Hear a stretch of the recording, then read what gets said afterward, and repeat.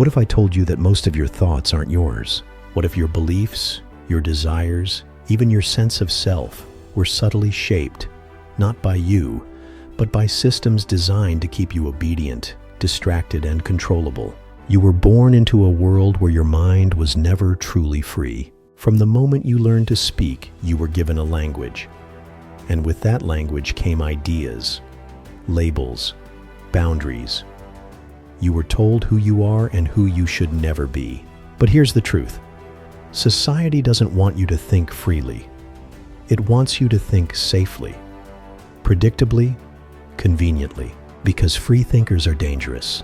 And today we're going to expose the silent war being waged on your consciousness. Let's begin where it all starts. Language. Language is more than communication. It's the architecture of your thoughts. You don't just speak language, you think in it. And because of that, the words you've been taught act as invisible boundaries around your perception. Consider this.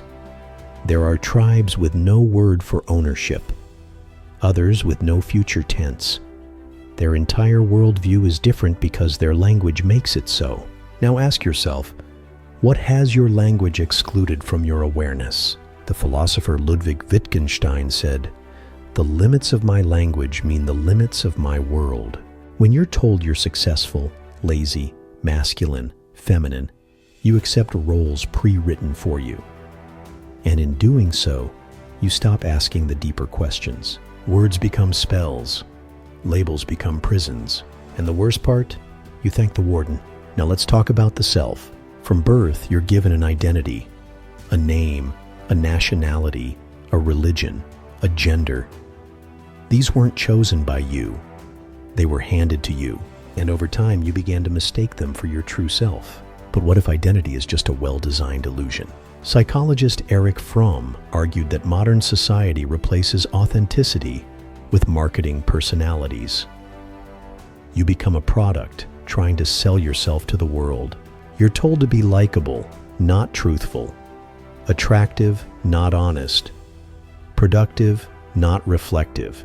So you perform, you wear masks, and eventually you forget you're wearing them. The result? You become alienated from your truth, your desires, your soul. This is not a flaw in the system. It is the system. Because a person who knows themselves cannot be manipulated. And manipulation is the lifeblood of control. But wait, you say, I make my own choices. Do you? Philosopher Jean Baudrillard warned of the simulation of freedom. You're offered choices, yes, but only within a framework that benefits the system. Coke or Pepsi, Democrat or Republican, iPhone or Android.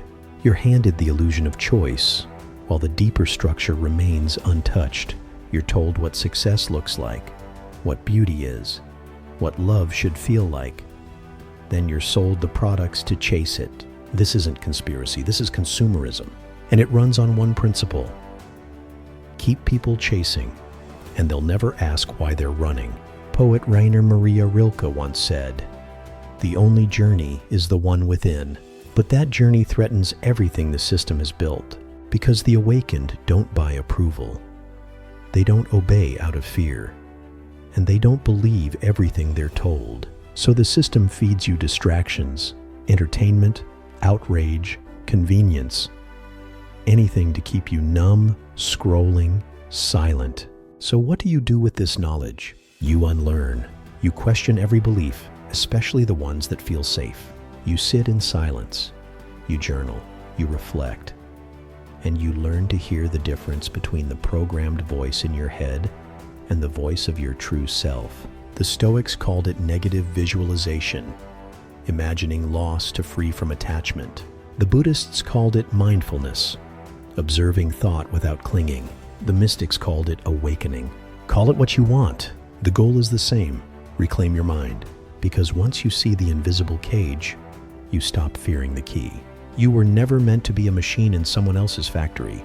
You were meant to think, to feel, to be. Yes, the world may resist your awakening. It always has.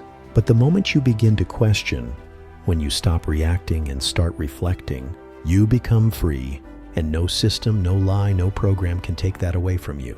Now pause. Look at your life, not as it appears, but as it was designed. Who benefits from your anxiety? Who profits from your self-doubt? Who gains when you believe you're not enough? The system doesn't need to chain your body. It only needs to convince you to chain your mind. Every time you judge yourself by someone else's standard, you tighten the lock. But every time you look inward and trust your own awareness, you loosen it. So listen closely. Freedom isn't found in rebellion alone. It's found in remembering. You are not your roles, not your fears, not the voice that tells you to stay small. You are the silence beneath the noise, the stillness beneath the chaos. And when you return to that inner ground, you begin to dismantle the illusion, piece by piece, thought by thought. This is the real revolution, and it begins inside you. If this made you pause, if you're drawn to deeper truths and quiet strength, then you're in the right place. Like, subscribe, and keep exploring with us. See you in the next one.